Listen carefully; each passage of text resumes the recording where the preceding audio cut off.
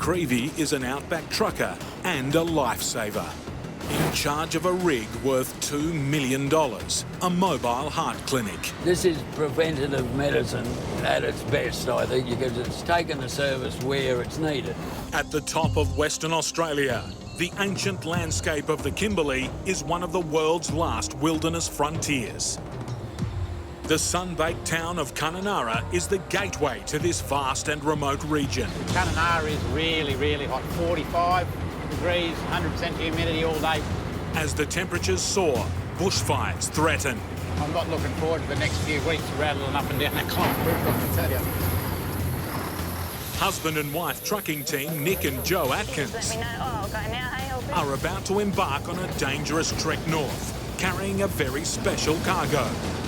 They're carrying a demountable school classroom for a community desperately in need of new infrastructure. This is the last part of the school that they've been trying to save up for years. Candywall's current schoolhouse is a basic tin shed, and the children can suffer extreme temperatures while they study. Really hot here, like 45. The new classroom will be a game changer. It's the first one to be fitted with its own air conditioner. So this is actually the school we're picking up right here now. I think they're the transporters I've got to take right there. In the loading yard at Kununurra, the new classroom has been cut in half for transport. Two of them, this one here, and they'll just actually push together. They'll take all these off to make one big schoolroom. To get the classroom off the truck at the other end, we'll need a loader, carried by local builder Ryan Chinney. Hopefully it all travels well, but you never know with these conditions on the road. It's his job to reassemble the classroom on site. Ideally, we'd like to get up there before them, but you never know.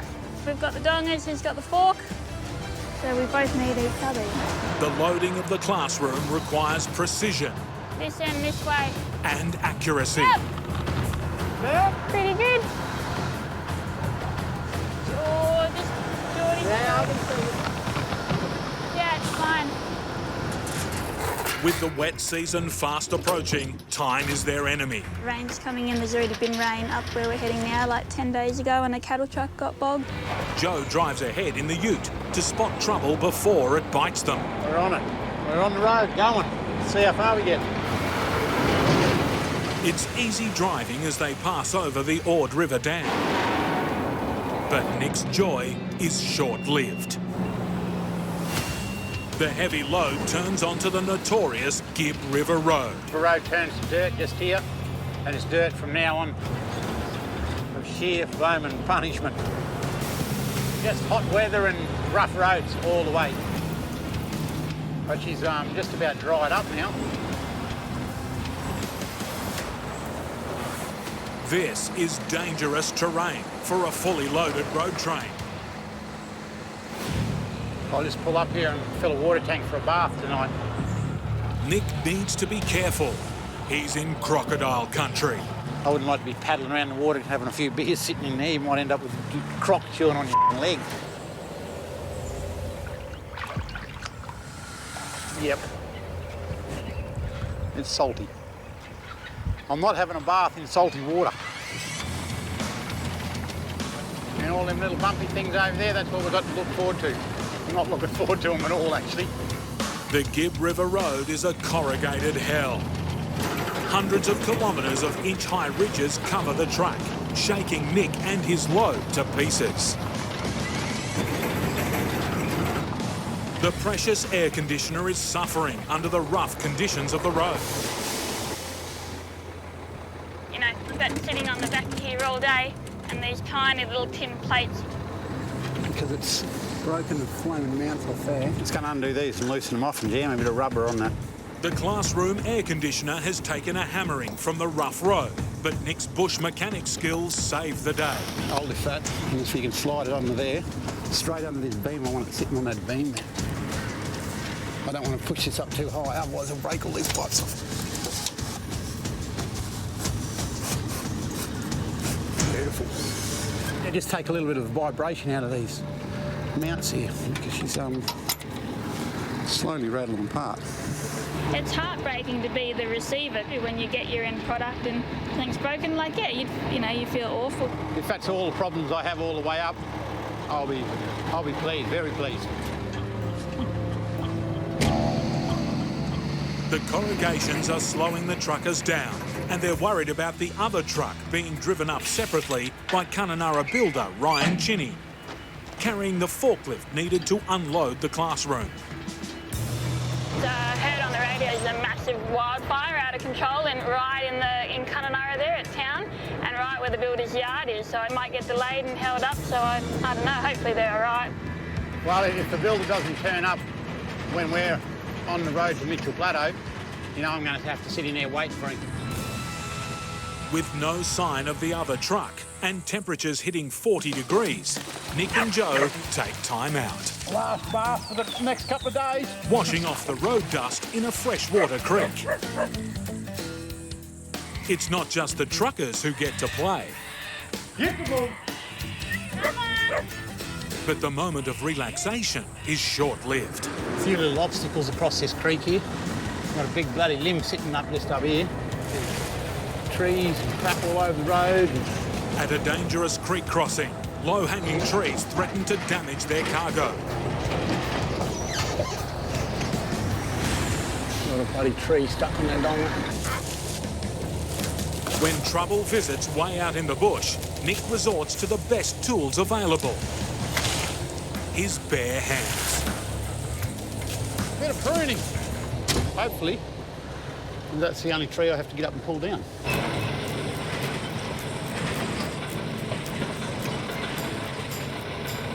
See if I can get through here without ripping a roof off. Not really designed for an oversized road train to come through here, that's for sure. But that's part and parcel of the challenge. The notorious Gibb River Road hasn't finished battling with Nick yet. That's that one little obstacle bit gone, done. Ahead in the spotter vehicle, Joe warns of an unexpected steep decline.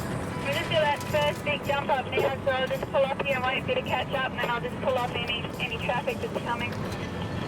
Bloody steep. Nick makes a slow and cautious descent. Not really the sort of hills you'd be taking a road train up and down, but we've got to get the school building in there, so this is what we have to do. Too fast and the giant load could force an unwanted momentum on the truck. You know, you feel the trailers pushing the truck. It gets you old, it gives you a bit of adrenaline rush. Every time I come over, I think, oh, here we go again. Getting down the hill was a challenge. Getting up will be harder. Nick splits the load to stand a chance of making it to the top of the hill. Especially up this little bit here, I got stuck here last week. Just as he thinks he's got it conquered, Like this, exactly like this. history repeats itself. You dirty bastard. And this is the worst part, trying to reverse that dolly back down. Because I've got an oversized load on it, I don't know where the dolly's going to. I'm moving again, I'll see how I go. Try to keep my drive tyres up in this half-hard looking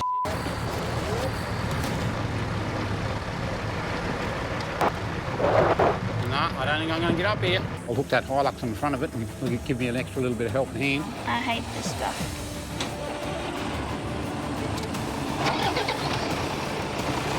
Rightio, just slowly take off in first. Pulling a loaded rig up a steep incline is a precision manoeuvre. Give it a little bit. The husband and wife truckers need to bring their A game. Move in the middle of the road. Give it a little bit more. With I stall, then Nick will stop, and then the whole process will start again, and then we'll roll backwards. And I hate that. We got it. I think. Yeah, no, we're up now. Well and truly, she's right now. The wife saved the day again. That'll do you. Now, your trail, you can go tow the next one up. They've conquered the hill once. Now they have to do it all over again. I'm going to tackle this one with a little bit of speed. Get some black soot flying out of it. Second time around, they've got experience on their side. We're up. That's what I should have done with the first one. They're on the home stretch, but the Gibb River Road offers no relief. Can't get up pace. And I've got overhanging trees and corrugations and rocks, and it's just a slow bloody trip. Nick's worried that the truck carrying the heavy machinery to offload the classroom won't make it up the hill. Nothing coming behind me. It starts making me, you know, I've gone all this way and there's nothing there to unload me.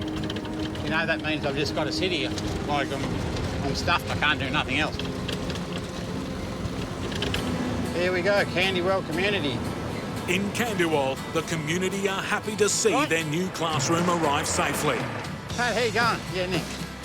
New school? Yeah. Kids will be excited? Yeah. And a few minutes later, Nick and Joe are happy to see Ryan arrive with the forklift they need for the unload. Isn't it amazing, eh? In the most remote part of the Kimberley, and you can arrive somewhere within 2 minutes of each other. Ryan, how you going? Just made in time? Beat us, eh? Business end of things now. Full up. It's taken more than 500 kilometres tackling one of Western Australia's toughest roads to get here. But the air-conditioned classroom has arrived in good shape. That's it, so she's on the ground. You know, it's just a real nice thing to be able to get it wrapped up and feel like, oh, that's bloody, gee, that's good for them, you know. It's one of those jobs that matters a bit more. The students and teachers are thrilled to be cool for school. We got it now. Yeah, very happy for it. In the Darwin depot of Nighthawk Transport, there's a frantic loading operation underway.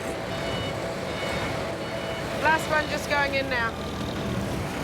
It's the week before Christmas. Couple of lazy boys, eh? Someone's going to have a good Christmas. Truck driver Bevan Jeffrey is getting ready to play Santa to a handful of remote communities, 800 kilometres away. Yeah, all the kids at Lumbwa will be relying on me to get out there, get all their toys there, keep them happy. It's only accessible 6 months of the year, pretty much. The other 6 months is pretty wet. It's the last supply run before Christmas, and Bevan's boss and company owner Jocelyn Dunning I put that one on top of that one, Bevan, I reckon. has him loaded up with anything and everything. We'll have Christmas trees, we'll have groceries of all kinds, Dry food, freezer food, milk, fruit and veg. prezzies for the kids and that, There's building products, there's wheelbarrows, there's doors, paint for the painters. anything and everything because we're a general freight carter. But in Northern Australia, the festive season is also the start of the wet season. Yeah, the weather on the top end, like it's unpredictable. Like today is nice and hot, sunny. Tomorrow could be different, like rain, pissing down rain when we get out there. We hope it doesn't rain.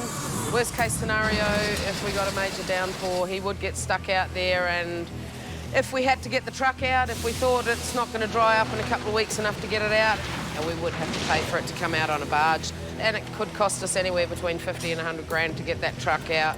The road Bevan will be taking is dirt for more than 150 kilometres. On a good day, to do 149 Ks takes us 4 hours. On a bad day, it'll be around 6 or 7 hours. And that's pretty much crawling along. You can get out and walk beside your truck. Can be pretty rough, bull dust holes, there's river crossings. So depending on the weather, it can be pretty touch and go. I was going to decorate my truck for the little kids out in the communities. Yeah, I hope the Tencel survives the journey. We don't drive through much rain. It looks pretty good, eh? Looks like Christmas.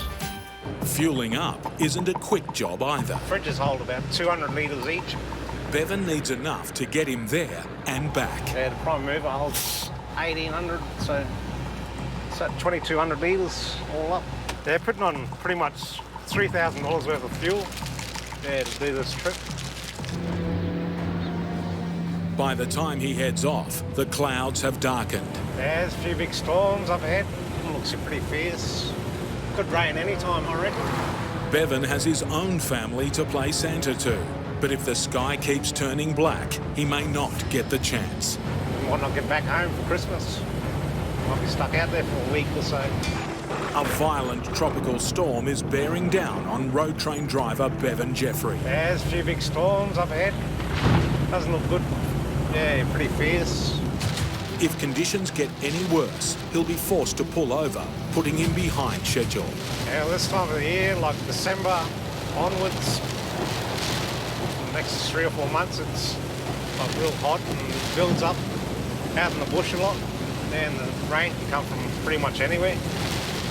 If it's raining like this on the remote dirt road he's heading for, he's in trouble. So hopefully it doesn't rain on the road what we're going on to tomorrow.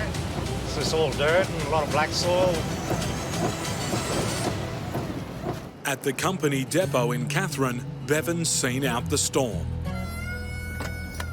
He now has to tackle the toughest part of the trip. Yeah, this is a good bit of highway. It doesn't last very long. He's heading deep into the wilds of Arnhem Land, on alert for stray animals, hoping that after last night's rain, his road is nothing like this. Another supply run further north. Once he turns off the main north-south highway, conditions get worse quickly. The road narrows to a single lane. Big rigs travelling at speed, sharing the smooth stuff. Other road trains, probably a little bit scary when they come up to one. Squeezing past each other with nothing to spare. Yeah, he done the right thing. Bevan isn't just playing Santa on this pre-Christmas run. He's also the postman. Yeah, our first drop-off. Flying Fox Station.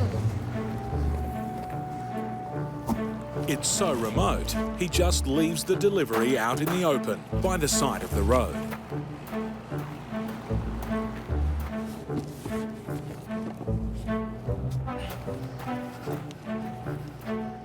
Or maybe behind a tree for extra security.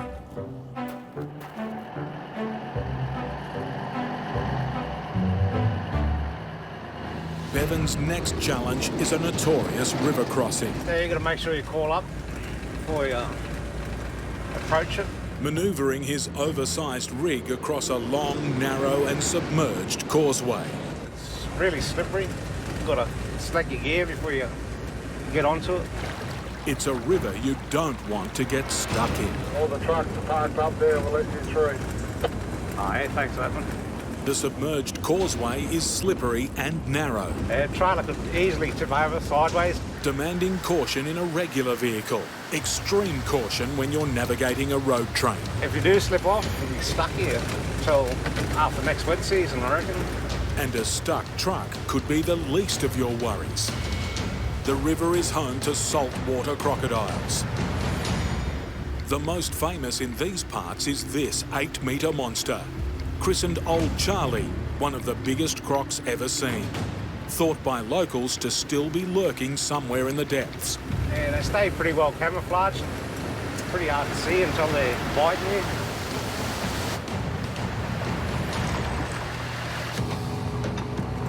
They're making our first big drop-off. It's a short detour to the small settlement of Urapunga. No one is happier to see him than hamburger chef Tiny. Without him, we're buggered, mate. We're like waiting on smokes and drinks. Ice cream. Everything. If he don't come, well, then people go hungry. But yeah, a few toys for the kids. That'll make them happy. We need him. If it wasn't for Bevan, we'd pretty much all be starving. But all the Christmas goodwill is costing Bevan time. With extra deliveries to do, he's hours behind schedule. As he heads for the township of Nooka. Very late. There it comes. When Bevan finally arrives, the community is waiting. 15 customers turn up all at once. All ask me the questions at once. Does your head in a little bit. Nearly need a secretary. Bevan has to keep things moving. Yeah, this is the best bit, unloading. He wants to get going before dark. Yeah, the track, it's pretty hard to negotiate at night time. Like, there's a lot of, it's pretty windy and a lot of sharp corners. Taking out 2 trailers. Yeah, you got to have pretty good precision driving. The next 150 kilometres are the wildest, with water buffalo, stray horses and other feral animals roaming about. Bevan needs to get going. But a child's Christmas present looks like messing up his plans. The owner of the quad bike hasn't shown up. Yeah, just looking for a bit of paperwork with a phone number so I can give him a call. They've got that much paperwork, it's unbelievable. Can't leave the quad bike where I am at Nooka because it might get pinched. He doesn't want to be the Santa who didn't deliver. The problem is that I might have to take it back to Catherine, and the little boy's going to miss out on a really nice Christmas present. Just when he's about to give up. Hey, Daniel, you know who owns that quad bike, that Rennell Rogers? Yeah, that's a bit of a bonus. Daniel knows who owns a quad bike, and yeah, the little kid's going to be happy tonight. He'll think Daniel's Santa Claus. I think he'll take it down there for him. With light fading fast, Bevan's hours behind schedule. He still has 150 kilometres to go. Yeah, the track, it's pretty hard to negotiate night time. It's pretty windy and a lot of sharp corners. It's not worth the risk. He'll tackle the last leg in the morning.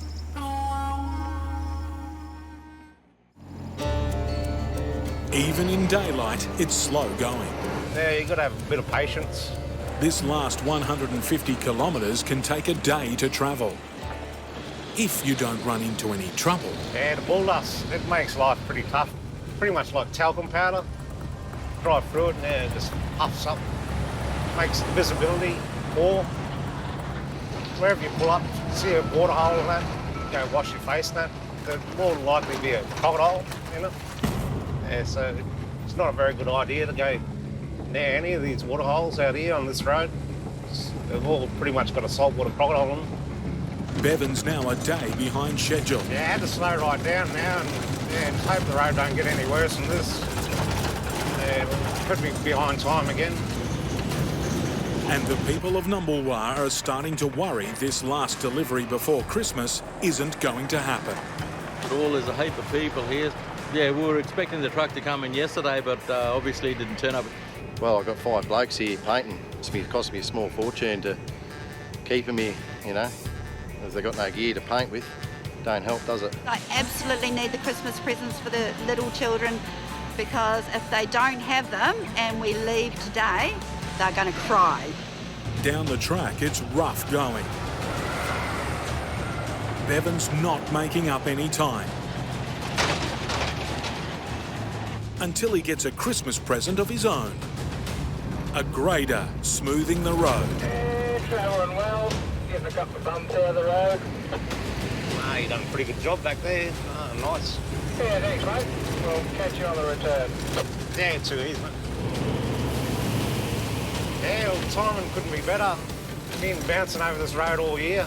Been waiting for that grader a long time. It's good to see him out here now. Made my day. After 2 days of bone-rattling bashing through the wilderness, Bevan finally pulls into Numbulwar.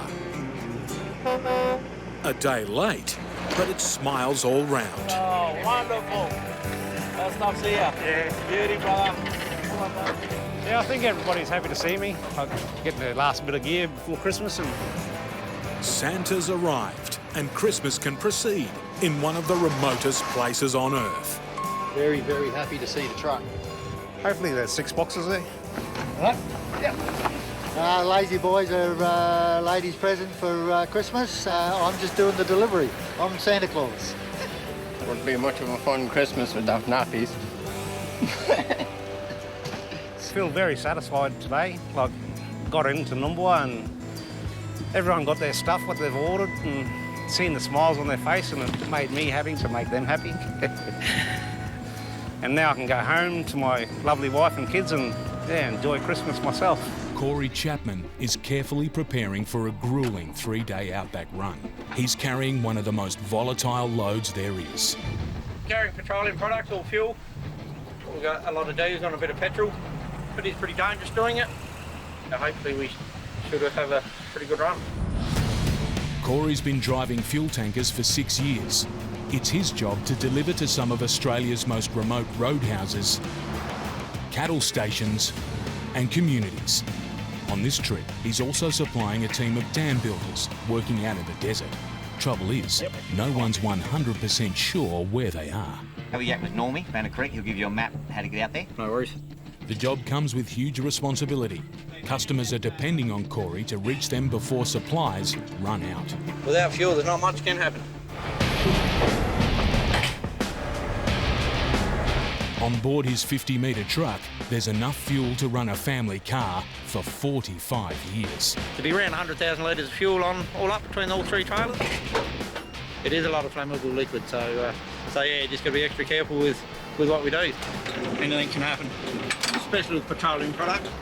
Every nut and bolt must be checked and checked again. Miss something important and the results could be disastrous. If I don't hook something up right and we get up the road and something comes adrift and it drops on the ground, well, there's a fair old chance something's going to explode. Sparks and all that kind of stuff, that's one thing we do have to avoid.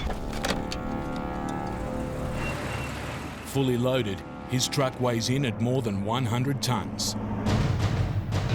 Ahead are 3 days in one of the toughest environments on Earth, the Outback. Down under, 90% of the population live within an hour of the coast, with good reason. A vast, barren wilderness where temperatures can reach 50 degrees in the shade. For Corey, the open road is the place to be. Can't handle people pretty much, and city life, that's not me at all. I could not work a 9 to 5 job and do what everyone else asks you to do and all that kind of stuff. This is a lot better. He'll be on the road for 3 days, but as a family man with 3 kids, at times it can be tough. Not home a great deal, it doesn't do too much for him, but yeah, just a road that I picked. For Corey, being away from home recently got a whole lot tougher. We're out camping and motorbike riding, and my son come off his motorbike and broke his back, and he's a paraplegic. He's still in hospital now, which is 8, nearly 9 months ago. It's been very hard on us all. If he walks again, which I hope he does, it's going to be a long time. There's definitely no quick fix to it.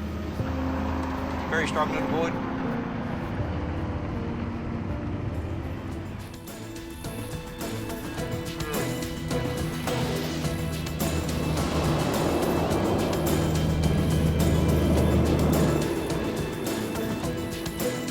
It's late by the time Corey reaches the opal mining town of Cooper Pedy. But his work isn't done yet. His truck's too big to drive into town. Before delivering to a local roadhouse, he must unhook 2 of his 3 trailers. You can't get triple road trains everywhere down here. If you could, we wouldn't have to unhook them too often at all. The roadhouse tanks are almost empty. For the manager, it's a relief to see new supplies. Without them, how can they supply fuel? With 20,000 litres of flammable liquid on board, ignition sources are Corey's major concern. Static electricity is one thing we've got to try and avoid as much as we can. A spark can cause a fire. Best thing to do is just touch it. That gets rid of static electricity. It's passing through me and it's earthed out. And we always hook to the ground first. Always kind of got to stay pretty close to it in case a hose breaks or, you know, something gets knocked off of here or something. At busy roadhouses like this, his other worry is smokers. You got to tell them pretty quick. You know, it's not just them, it's everyone else that's going to go bang. Corey Chapman's fuel run has reached the Oodnadatta track. For the next 600 kilometres, it's all dirt, all day.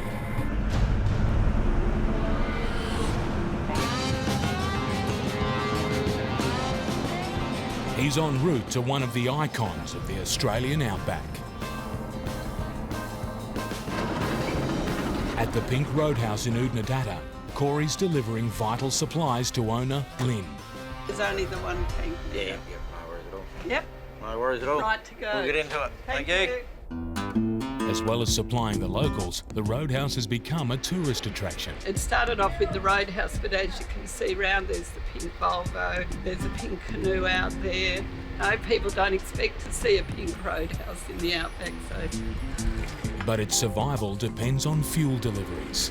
Word gets around, if you run out of fuel, all of Australia knows. And they think that you've run out for a year, not just 5 minutes. And that goes for the whole community.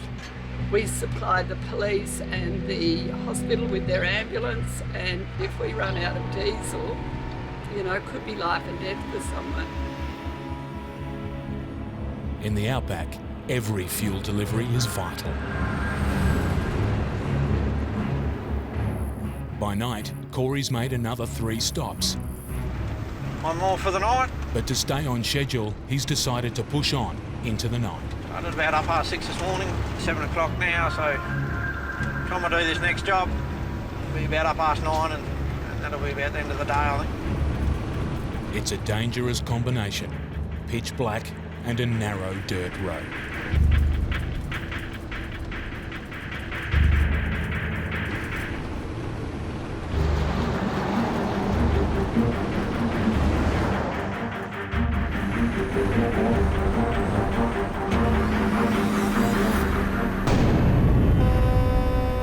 It's an Outback traffic jam. Dipping the lights and blowing the horn usually clears the way, but these road hogs aren't moving. Come on.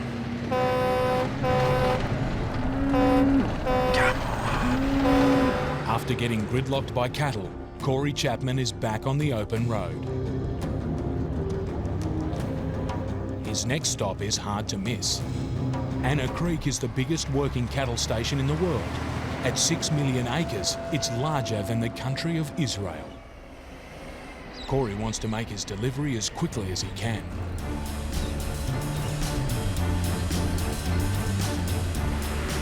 See duskets and everything on the dirt. Try and keep things clean and reduce it as much as we possibly can. His next stop won't be so easy to find. Somewhere on this massive station are a team of dam builders who are running out of fuel. I'm busy. A little bit. That's the guy. The only man who knows where they are is the station manager, Norm. And out here, the closest thing to sat-nav is a good old mud map. Go down to the Gymkhana ground. Yep. Go through a wide gate, follow the road, past the yard, then you go over the grid, 3K, and the road will sort of turn to your right a bit. Yep. Well, you go at about 30K and you go over one grid. Yep. Keep going, you'll come to a trucking yard. Yep. The road will go around a dam, just watch that, there's a few gutters in it. Oh, righto, yep. No worries at all. Through one more gate, you can leave him open if you want. Righto. And then it's about another 12K from there. You'll see Timmy's tracks are all... Oh, righto, no worries at all. Just keep following him. Just following his tracks, I'll be right. As clear as mud. We'll work her out though. Can only follow the wheel tracks and hope for the best. Dam sinker bloke has been out there recently, so his tracks will be on the ground. He's heading into unknown territory. I haven't been out there before, so it's just a bit of a feel our way and see how we go. And out here, the roads can turn ugly. These are the kind of roads that are unpredictable. A station track, you just be wary there could be a sharp gutter up the road you don't know about. Corey's reached the fork in the road he needs to take. From now on, he's relying on his memory of the station manager's mud map. Yeah, and I just turn right at that road where that forks off to the right there, and you can't go wrong. Happens quite a fair bit, you do go wrong.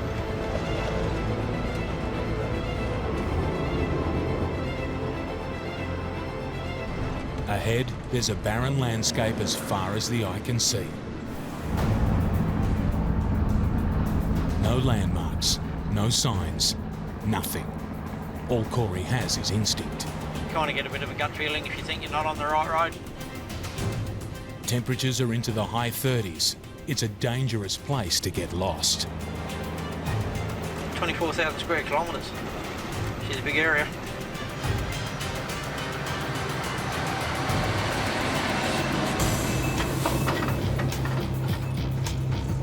Corey's unsure where he is. Hopefully this is one of the turns. If he can't find the dam builders soon, their whole operation will shut down. His name and business are on the line. He needs help. His hopes rest on a satellite phone call.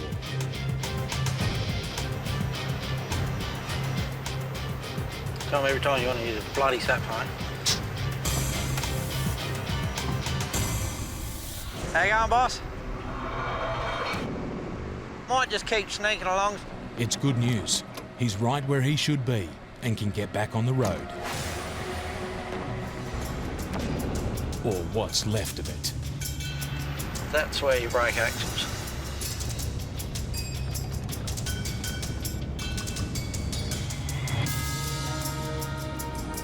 At last, the dam builder's camp comes into view. The mud map was right all along. Turn right at that fork, turn right at that fork, go around that dam and watch that gutter and keep driving and you'll come across him and he's pretty much spot on. The diggers have been out here for weeks, working in one of the toughest environments on Earth. There's a man. For the boss, Tim, it's a relief to see Corey. He's made it just in time. This one here is empty. Oh, yeah, yep. Fuel is the lifeblood of the camp, powering everything from machinery and generators to fridges and phones. The nearest depot is 800 kilometres away. Without fuel trucks, the whole operation would grind to a halt. Too easy. All done.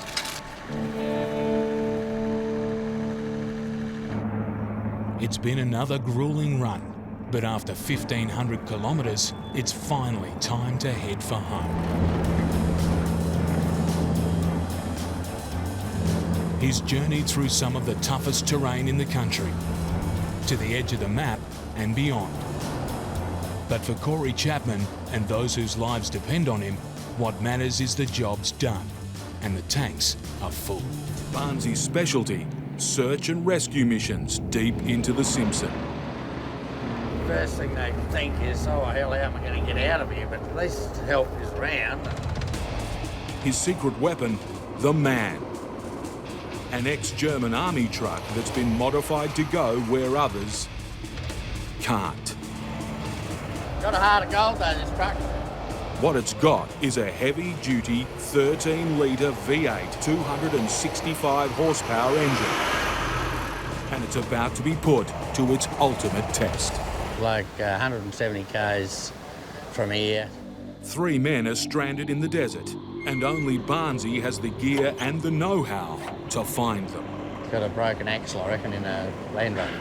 He's been told they've been there 2 days. He needs to rescue them before they run out of supplies. Be good to average a bit more than 20 k's an hour, but if that's all it does, we'll...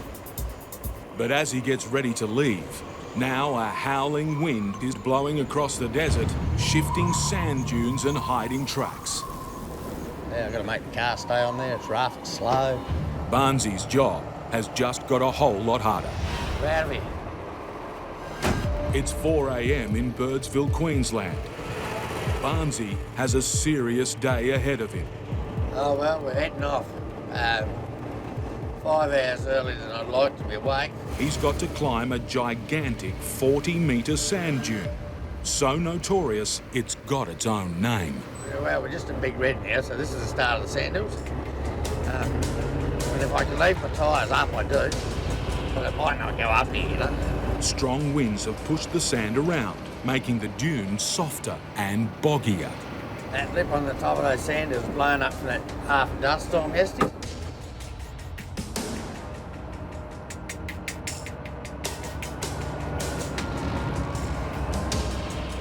He's cleared the first part of Big Red.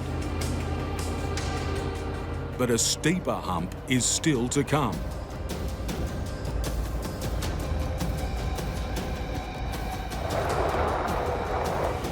The truck's tyres are losing grip.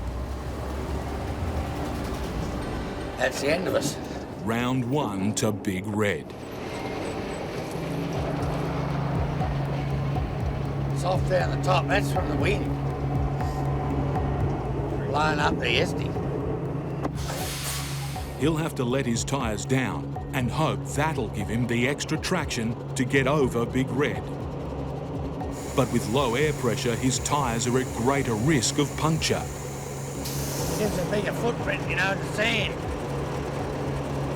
If Barnsley can't clear this dune, 3 men will be at the mercy of the desert. Let's go. See, we'll give this a go. Less air in his tyres makes them flatter, giving better traction.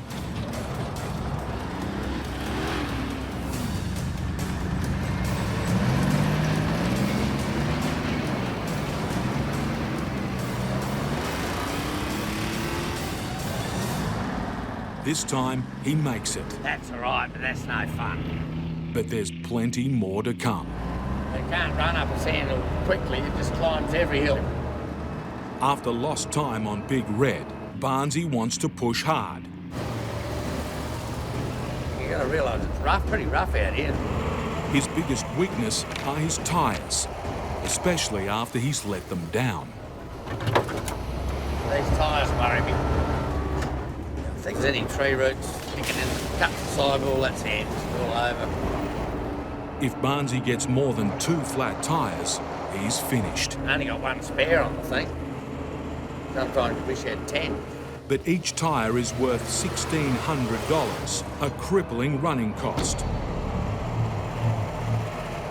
Go along this salt ledge of this salt lake now for a while.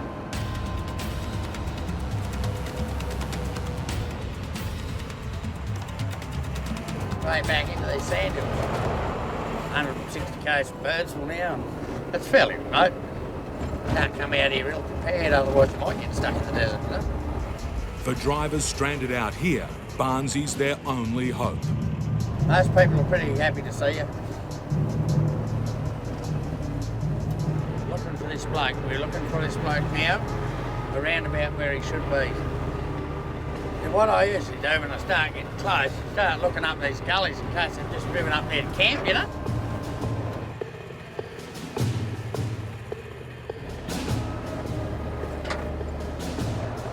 Barnesy's getting worried. He should have found them by now. Not like we're going too fast in this thing, so it should be able to see him. He doesn't know how much food and water the tourists have left. And out here, dehydration is a real threat. Suddenly, he spots a lone figure. There's a bloke down there on top of the hill, so I suppose that's where the car is.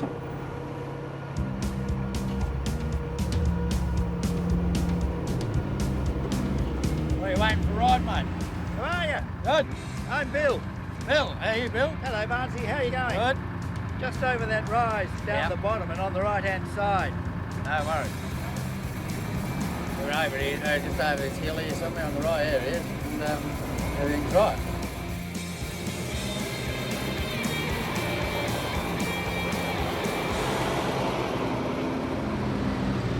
Finally, the cavalry's arrived. Morning. Good day to you guys, sir. Yeah, how you getting on out here? Yeah, we're doing all right. We parked up and made the call and waited it out. So this is day 3. John, Barnesy. John. And my brother Bill. Yeah, I met Bill. Oh, right, actually, up the road there. Bill was 10 k's down. Yeah, thanks for coming. No worries. We were quite relieved to see that big truck come over the hill, that's for sure. The crippled vehicle can drive, but its 4-wheel drive capability's gone. We got movement, but not for this kind of country. It's like coming out here in your push bike.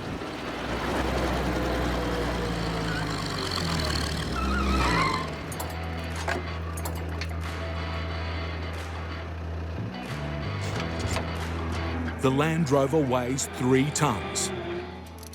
Barnesy will have to piggyback it over the same dunes he barely cleared while empty. Handbrake work?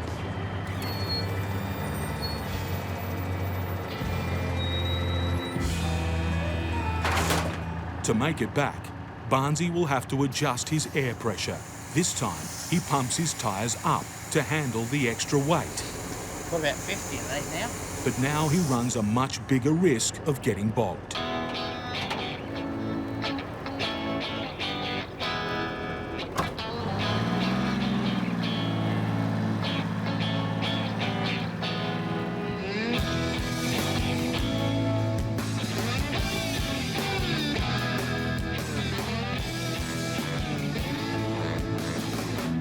This dune isn't even a big one.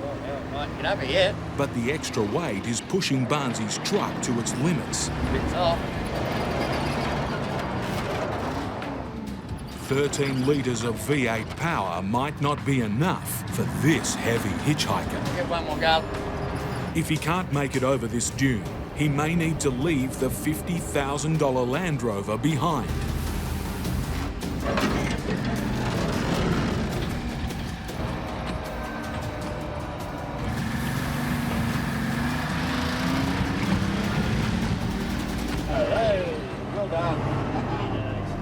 Give me a slow 10 k's here, get down to the fence line.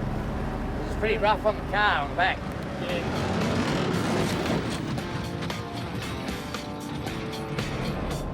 Spare tyre fell off.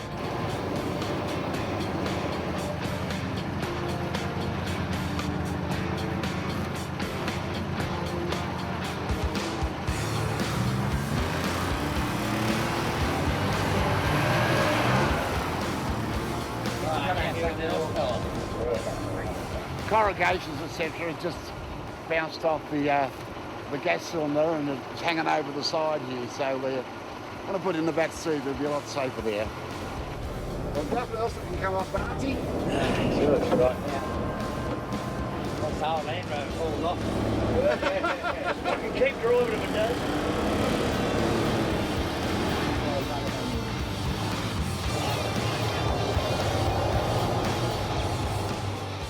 The Salt Lakes give a short break from the battering of the sand dunes. But on the other side, a patch of scrub full of tyre-piercing sticks. Scary through here, all the scrub,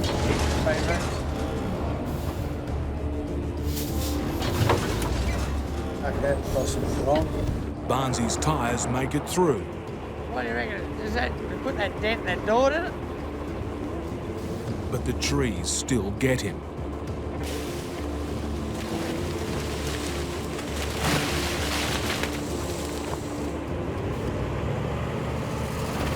About 70 k's from home. Still standing between Barnsley and Birdsville, the mother of all dunes. I think we'll be going over Big Red on the sunset. Barnsley's now only 40 kilometres from home, but the desert still has him in its grip. No easy way out of this desert. Big Red. At 40 metres high, Big Red is the Simpsons' biggest sand dune. The sunset from its peak is spectacular, drawing dozens of tourists. Tonight, they're in for an even bigger show. Barnsley's taking it on, fully loaded. Big Red, fellas, finally made it.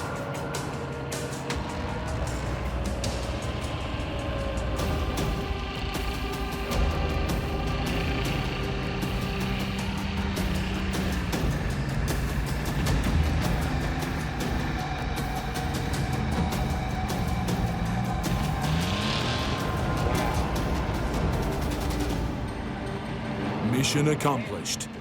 After a 17-hour slog, Barnsley, his truck and 3 relieved travellers have made it out of the Simpson, alive. Outback Queensland. A lot of country, a lot of space, a lot of freedom. But the vast distances out here can be a curse for the hardy souls who have to travel them. If you live out in the bush, you're almost twice as likely to die of heart disease. She's a special truck. Alan Creevy is an Outback trucker and a lifesaver. This is preventative medicine at its best, I think, because it's taken the service where it's needed. In charge of a rig worth $2 million, a mobile heart clinic. And this is what I look like in the passenger side, see? So here we go. Patients in isolated parts of the bush can't easily get to a state-of-the-art clinic, so Alan brings the clinic to them.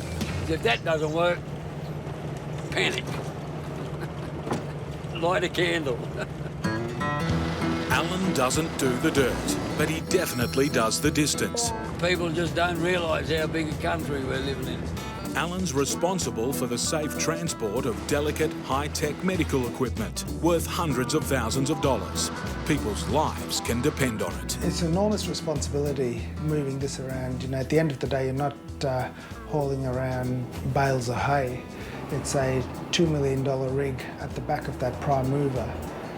You don't want to get to the other end and find things all over the place smashed into pieces. Making things tougher. At 25 metres long, 3.1 metres wide and 39 tonnes, the clinic pushes the limit of what's permitted on a single trailer. She's a bit long and a bit ungainly, and it's a big wind shock. It just gets a bit of a buck up here. Alan has big distances to travel between towns. Some people still travel 5 and 6 hours just to get to see the truck. And a lot of pressure to keep the clinic on schedule. On that day, at that time, the curtain rises, the patient turns up, and it's all got to work. And when the doors open, Alan is still on duty, helping out wherever he can. You're not part of the job description. Oh, I've got a broken heart. I've broken a few of them in my time, apparently. I was young once. But it's serious work. A single phone call can change everything.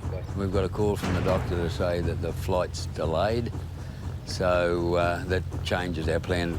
The next clinic is 300 kilometres away in Winton. Alan sets off, hoping the doctor will make it in time. When I get to Winton, I'll set her up and we'll hopefully have it all ready for when the doctor arrives. I'll be doing this on my own. I've been a patient myself, and I know how frustrating it is to sit in a doctor's office and wait and wait and wait. So up here we like to make sure that we're on time, and it's disappointing when we're not. If the doctor doesn't make it, the clinic will be postponed and won't be back in the area for at least another month. Alan has no idea if the doctor and his team will be there to meet him. When we get there, I'm just going to set up as if the doctor was going to be there. We'll get it all ready for him so he'll hit the ground running. We're in Winton, tropical Winton, 41 degrees today. He's arrived on time. This is our landing pad up here. But still no sign of the team. He'll be setting up on his own. I'm at a real disadvantage here because I haven't got no one to lean on the button for me, so I've got to sit here and wait for it myself.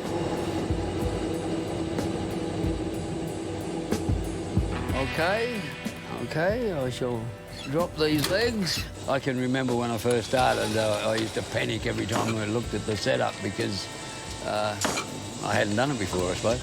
And there were so many things that could go wrong. But you can still make mistakes. You've got to be on the ball, got to be thinking. Still no sign of the doctor. Alan could be setting up for nothing. Okay, just the big doc's room now. Everything's got to be sort of ready for when they kick off. It's time, it's time. If the doctor doesn't come soon, critical care to this remote town will be lost. I'll see if I can contact my offsider. 22 k's out. Lovely. I'll see you when you get here, eh? Okay, that was the good doctor. He's on board the car and they're about 20 minutes out. So now we hurry up and wait. Finally, the team arrive, and the doctor is someone Alan knows well. Dr. Costner was the man that treated me. 8 years ago, he was diagnosed with blocked arteries. You got here. We got here. I went in and Dr. Costner diagnosed a problem and sent me away, and I ended up with 3 stents in my heart. Because he saw what the problem was before the problem became a problem, I've got my life back.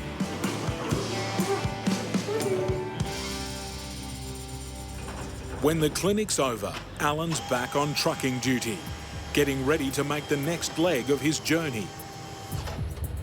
But the tyres have caught his attention. Got a problem with the way the tyres are wearing. They seem to start to wear unevenly. This is all worn lower than the 2 outer parts of the tread. Haven't worked out the cause of it, and until we do, we've just got to keep an eye on them. A tyre wearing unevenly risks a blowout. It's going to be the middle of the day, the heat of the day, so the tyres are going to be tested today, I'm afraid. It's something Alan and his team will have to watch on the 500 kilometres to their next stop. Go, go, go, Maria. Hey, boss. The next leg takes the crew on red-hot Outback roads. In searing midday heat that will test the treads to their limit. We need to keep an eye on these tyres because they get to a certain point and they pop. I'm just looking at the temperature there now. She's right up on the 100 at the moment, so Well, we're going down a bit of a slope here in a minute, so hopefully she'll cool down a bit. Big kangaroo on the road, Alan. Thank you, Maria. I'll keep an eye out.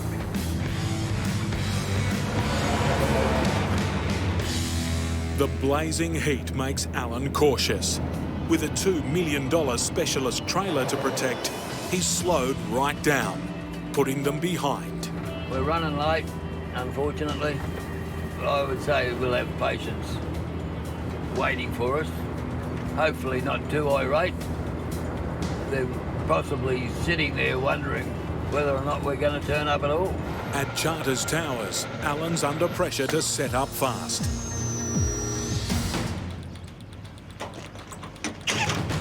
Try the other way, huh? Only when you're in a hurry.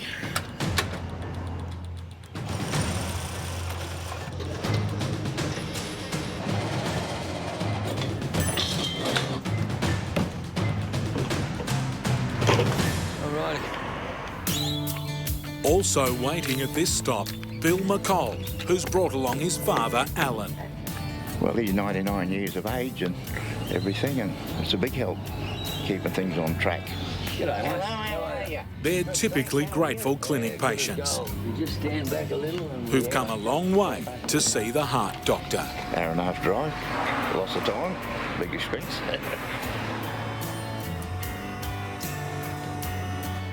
Thank you.